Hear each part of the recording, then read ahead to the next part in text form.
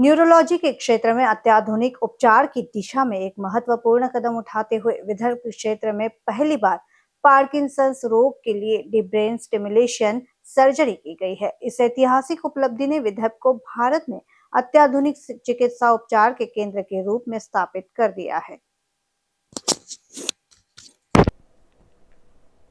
यह प्रक्रिया वोकाहार्ट हॉस्पिटल के डॉक्टरों की विशेषज्ञ टीम द्वारा सफलतापूर्वक की गई, जिसका नेतृत्व विशेषज्ञ और कुशल functional neurosurgeon professor doctor Manish Baldia ने किया है। यह सर्जरी पार्किंसंस रोग से जूझ रहे मरीजों के लिए एक नई आशा लेकर आई है। डीप ब्रेन स्टिमुलेशन एक क्रांतिकारी सर्जिकल तकनीकी है जिसमें मस्तिष्क के विशिष्ट हिस्सों में विद्युत आवेग भेजने के लिए एक डिवाइस प्रत्यारोपित किया जाता है। यह प्रक्रिया कंपन, मांसपेशियों में जकड़न और धीमी गति जैसे लक्षणों को कम करने में मदद करती है।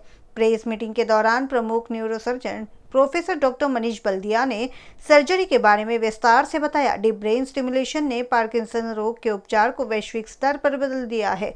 यह एक न्यूनतम इन्वेसिव सर्जरी है जो उन मरीजों के जीवन की गुणवत्ता में महत्वपूर्ण सुधार लाती है जिन पर दवाओं का असर नहीं होता है। यह सुरक्षित सर्जरी है और मरीजों को जगाते हुए की जाती है ताकि मरीज स्वयं सर्जरी के दौरान अपने लक्षणों में सुधार की पुष्टि कर सके। इसका कोई रिकवरी पीरियड नहीं होता है और इसे 80 वर्ष तक की उम्र में सुरक्षित रूप से किया जा सकता है। डॉक्टर बल्दिया ने कहा कि जितनी जल्दी यह सर्जरी की जाती है, परिणाम उतने बेहतर और लंबे समय तक बने रहते हैं और दवाइयों की पूरी तरह से बंद किए जा सकते हैं।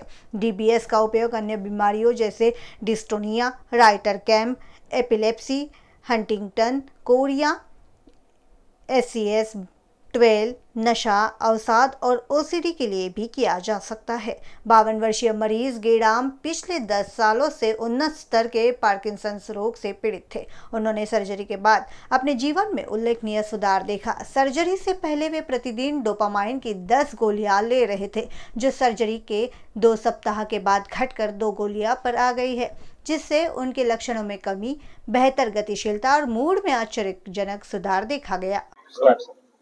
मैं doctor Manish Baldia, functional neurosurgeon, Wockhardt hospital Nagpur में हूँ और मैं डीबीएस और पार्किंसन स्पेशलिस्ट हूँ। मैं यहाँ पे पार्किंसन बीमारी के लिए जो एडवांस ट्रीटमेंट है, इसको बोलते हैं डीप ब्रेन स्टिमुलेशन सर्जरी, वो हम शुरू कर रहे हैं और पिछले महीने हमने पहला केस किया है यहाँ पे वोकाहार्ट हॉस्पिटल में और बहुत सक्सेसफुल हुई है सर्जरी और बहुत अच्छा रिजल्ट आया है। तो इसमें हम मरीज में ये जो डीप ब्रेन स्टिमुलेशन सर्जरी है, इसमें ब्रेन में 2 इलेक्ट्रोड डालते हैं, 2 छोटे से होल बना के, और इसमें कोई खून खराबा नहीं होता है। वही मिनिमल इन्वेसिव सर्जरी बोलते हैं इसको, और इसमें मरीज को होश में रख के करते हैं ये सर्जरी। ये वायर्स दोनों हम ब्रेन में उतार के फिर मरीज से पूछताछ करते हैं कि आपके जो सिम्टम्स है, पार्किंसन के सिम्टम्स है, वो ठीक हुए कि नहीं हुए, और हम भी चेक करते हैं कि वो ठीक हो रहे हैं कि नहीं हो रहे हैं। तो उसमें अलग अलग लोकेशंस पे अलग अलग करंट देके हम चेक करते हैं। ये सब पूरी सर्जरी की प्रक्रिया है। तो ये सर्जरी के दौरान हम जब कंफर्म करते हैं कि हाँ, इस जगह पे हमें अच्छा रिजल्ट आ गया है और कोई साइड इफेक्ट नहीं आ रहा है यहाँ पे, और उसी जगह पे हम वायर को परमानेंटली प्लेस कर देते हैं। उस वायर को हम फिर गर्दन के थ्रू स्किन के अंदर से छाती के यहाँ पे एक पेसमेकर रखते हैं और इस पेसमेकर से कनेक्ट करते हैं। ये पूरी चीज अंदर ही रहती है, कोई भी वायर या पेसमेकर बाहर नहीं दिखता है। फिर तीसरे दिन हम इसको धीरे धीरे चालू करते हैं और करंट को एडजस्ट करते हैं और मरीज के पूरे सिम्टम्स को हम पूरे काबू में लेके आते हैं। ये जब करते हैं तो मरीज की जो दवाइयाँ होती है वो 60 to 70% ऑलमोस्ट कम हो जाती है। और जो लोग सर्जरी शुरुआत में कराते हैं पार्किंसन बीमारी की शुरुआत में, तो उनकी तो दवाइयाँ पूरी बंद ही हो जाती है। इस सर्जरी के बेनिफिट्स क्या है? बेनिफिट्स ये है कि आपके जो सिम्टम्स है बिना दवाई के पूरे अच्छे से कंट्रोल हो जाते हैं और ऑलमोस्ट लाइफ लॉन्ग 25 साल तक ये स्टिमुलेटर चलता ही रहता है और आपको ये अच्छा रिजल्ट मिलता है।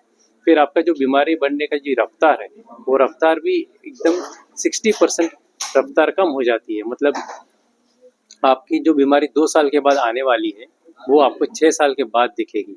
और फिर जो दवाई का रिक्वायरमेंट भी है, वो ऑलमोस्ट 1/4 एकदम रिक्वायरमेंट हो जाता है। मतलब 6 गोली से आप ऑलमोस्ट 1.5 गोली या 1 गोली पे आ जाते हो। तो इतना और गोली के जो साइड इफेक्ट्स है वो भी हम पूरे अवॉइड कर पाते हैं ये सर्जरी के थ्रू। तो ये सर्जरी एकदम सेफ है और मैं रिकमेंड करूँगा सबको कि जिनको भी पार्किंसन बीमारी है वो ये सर्जरी के बारे में सोचे, क्योंकि सर्जरी से काफ़ी फ़ायदे हैं और दवाई के सारे साइड इफ़ेक्ट्स हम एकदम आराम से अवॉइड कर सकते हैं। ये सर्जरी एकदम सेफ़ है। 65, 70, 75, 80 तक आराम से ये सर्जरी करवा सकते हैं, कोई प्रॉब्लम नहीं है। और ये सर्जरी एकदम रिवर्सिबल सर्जरी है। ये एक ही सर्जरी है जो पूरी रिवर्सिबल है। इसमें कोई भी ब्रेन का स्ट्रक्चर काटते नहीं है या निकालते नहीं है, सिर्फ हम वायर को प्लेस करते हैं और इस डिवाइस को चालू करते हैं। अगर आपको पसंद नहीं है तो बंद कर दीजिए, आप पहले जैसे थे वैसे हो जाएंगे। अगर आपको लगता है कि इसकी वजह से साइड इफेक्ट हो रहा है तो, और इसके कोई भी साइड इफेक्ट्स परमानेंट नहीं है, जो भी है हम तुरंत ही विद इन सेकेंड्स इसको बंद कर सकते हैं। तो एकदम सेफ सर्जरी है। सो आई विल रिकमेंड कि सारे जो भी पार्किंसन है जरूर इसके बारे में सोचे।